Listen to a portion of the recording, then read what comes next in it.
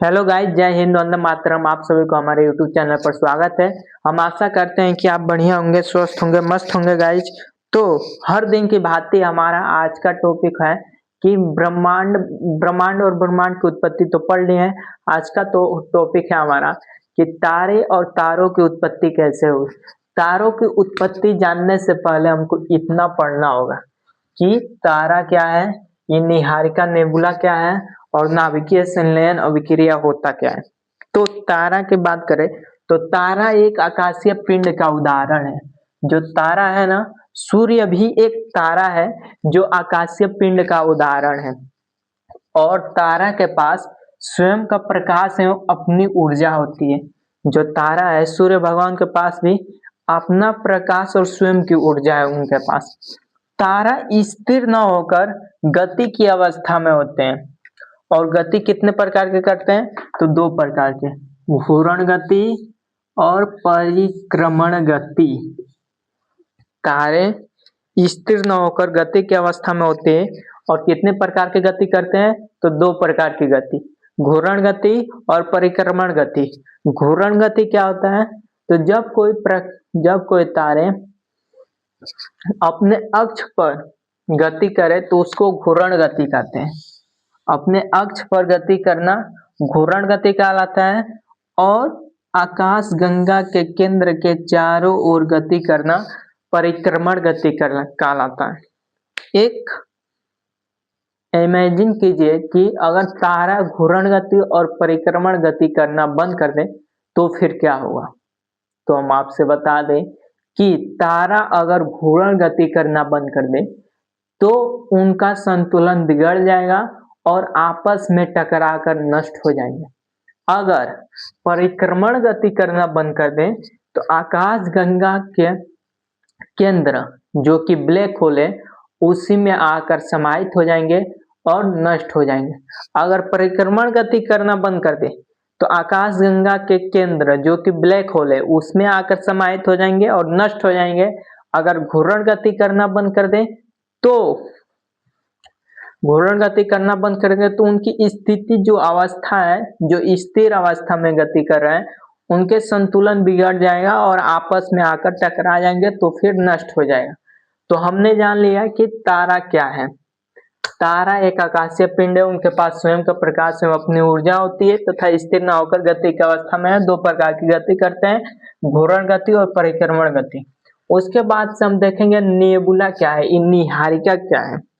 तारा की उत्पत्ति से पहले हमको इतना जानना है। उसके बाद से देखेंगे क्या है, तो निहारिका क्या है, नेबुला किसे कहते।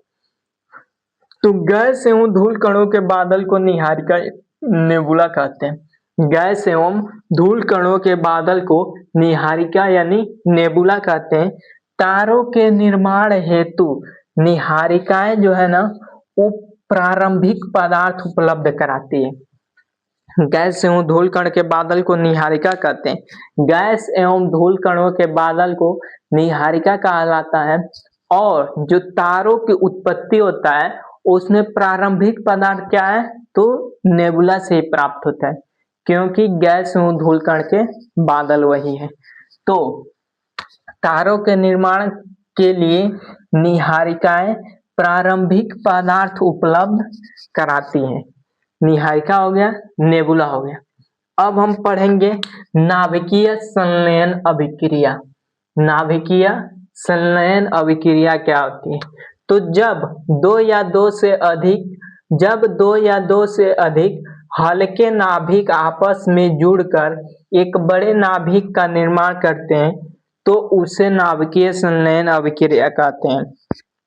जब दो से अधिक हल्के नाभिक आपस में जुड़कर एक बड़ा नाभिक का निर्माण करते हैं तो उसे नाभिकीय संलयन अभिक्रिया कहते हैं। नाभिकीय संलयन अभिक्रिया में विशाल मात्रा में ऊर्जा की उत्पत्ति होती है। नाभिकीय संलयन अभिक्रिया में विशाल मात्रा में ऊर्जा की उत्पत्ति होती है। उस ऊर्जा की उत्पत्ति कैसे होती है, ऊष्मा की उत्पत्ति कैसे होती है, उसका कारण क्या है? तो उसका कारण यह है कि प्रारंभिक नाभिक और अंतिम नाभिक के द्रव्यमान में अंतर का होना है।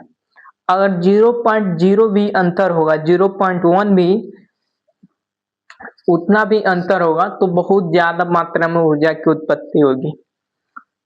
प्रारंभिक नाभिक और अंतिम नाभिक के द्रव्यमान में अंतर का होना है। विशाल मात्रा में ऊर्जा की उत्पत्ति होती है। इस ऊष्मा या ऊर्जा की उत्पत्ति का प्रमुख कारण क्या है? तो प्रारंभिक नाभिक और अंतिम नाभिक के द्रव्यमान में अंतर का होना है। अब देखो, जो नाभिकीय संलयन अभिक्रिया है ना, तारों की ऊर्जा का प्रमुख स्रोत है। नाभिकीय संलयन अभिक्रिया तारों की ऊर्जा का प्रमुख स्रोत है। तारों की ऊर्जा का प्रमुख स्रोत क्या है? तो नाभिकीय संलयन अभिक्रिया है। नाभिकीय संलयन अभिक्रिया में हाइड्रोजन के नाभिक संलयित होकर हीलियम के नाभिक में परिवर्तित हो जाते हैं। यही कारण है कि हाइड्रोजन को तारों का ईंधन कहा जाता है। हाइड्रोजन को तारों का ईंधन कहा जाता है। हाइड्रोजन को तारों का ईंधन कहा जाता है। क्यों?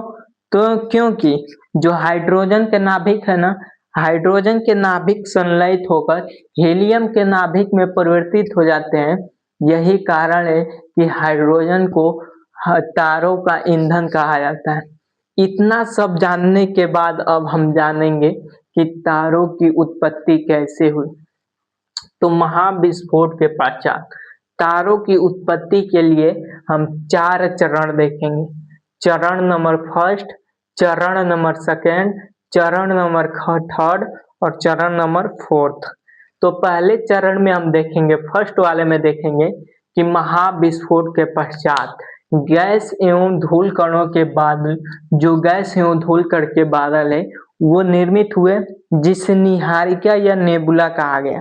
तो पहला चरण में हम देखेंगे कि गैस एवं धूल कणों के बादल, महाविस्फोट के पश्चात गैस एवं धूल कणों के बादल निर्मित हुए, जिसे हम नेबुला या निहारिका कहते हैं।